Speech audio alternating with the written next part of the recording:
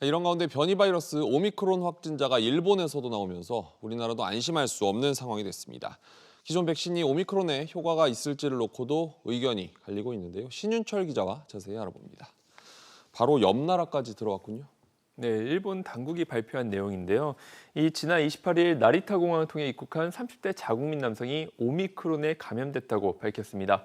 오미크론은 남아공에서 최초 발견된 이후에 영국과 독일 등 유럽 국가에서 집단 감염 사례가 보고됐고 아시아에서 홍콩과 일본에서 오미크론 감염자가 나오면서 이제 우리나라도 안전지대라고 볼 수 없는 상황입니다. 네. 세계보건기구 WHO도 오미크론이 심각한 결과로 이어질 수 있다며 위험도가 매우 높다고 밝혔습니다.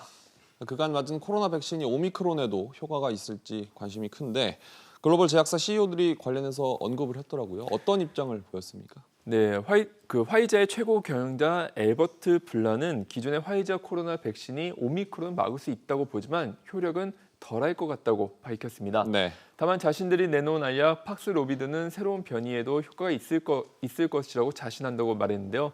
하지만 모더나의 스테판 방셀 CEO는 기존 백신이 오미크론에 대해 효과가 떨어질 것이라며 다소 비관적인 시각을 내놨습니다. 결국엔 방역을 강화하는 게 답이라는 얘기도 있는데 정부가 좀 머뭇거리고 있다는 지적도 있지 않습니까?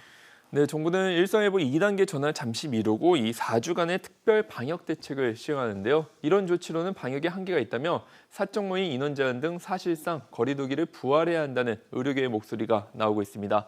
그러나 정부로서는 어렵게 시작한 단계적 일상회복을 되돌릴 경우에 이 자영업자의 반발이 크다는 점에서 다소 소극적인 조치를 내었다는 게 중론인데요. 네. 한편 정부는 18에서 49세 청장년층에 대해서도 백신 추가 접종을 실시하기로 한 가운데 추가 접종 백신 종류는 가능하면 동일 백신으로 한다는 방침을 정했습니다.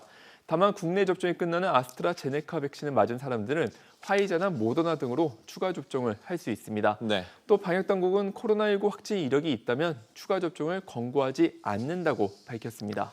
그렇군요. 신 기자 잘 들었습니다.